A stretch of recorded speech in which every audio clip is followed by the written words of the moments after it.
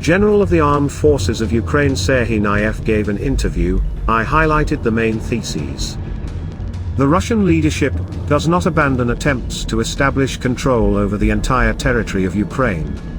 But so far the enemy has no forces for offensive actions in other operational directions except Donetsk and Luhansk. Combat experience has shown the extreme effectiveness of mine blast obstacles combined with gunfire.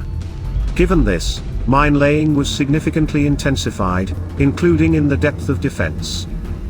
More than 4,000 Russian citizens, most of whom are mobilized, undergo a 3-month training course in Belarus under the guidance of local instructors, making up the Russian ground force. They are then sent to the territory of Ukraine to participate in combat operations. The intensity of the use of munitions by the Russians significantly exceeds the rate of their production. The enemy is removing remnants from Belarus at an accelerated pace and looking for other suppliers. It is known that the processes of repair and maintenance of artillery ammunition to be disposed of have begun. In the south of Ukraine, in the Kherson and Zaporizhzhia regions, the enemy is fortifying the defensive lines and increasing the grouping at the expense of the mobilized forces. In the future, the aggressor wants to seize new territories to create buffer zones to ensure security for the occupied territories already incorporated into the Russian Federation. And now my observations about the occupier's southern grouping, which has critically lost the efficiency of supplying and managing forward units.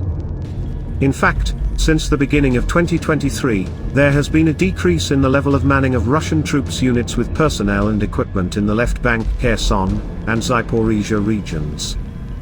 At that time, a number of enemy units had personnel staffing levels averaging 70% of their authorized strength, while the equipment staffing levels could be as low as 50% or even 30% of authorized strength depending on the type.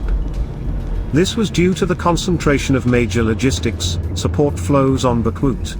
As fighting intensified in the areas of Bakhmut, Volhyda, Marinka, and Avdiivka, as well as the increased availability of troops and equipment in Luhansk region for the offensive against Lyman and Kupiansk, supply to the south deteriorated significantly, and now does not meet the minimum requirements for an effective grouping.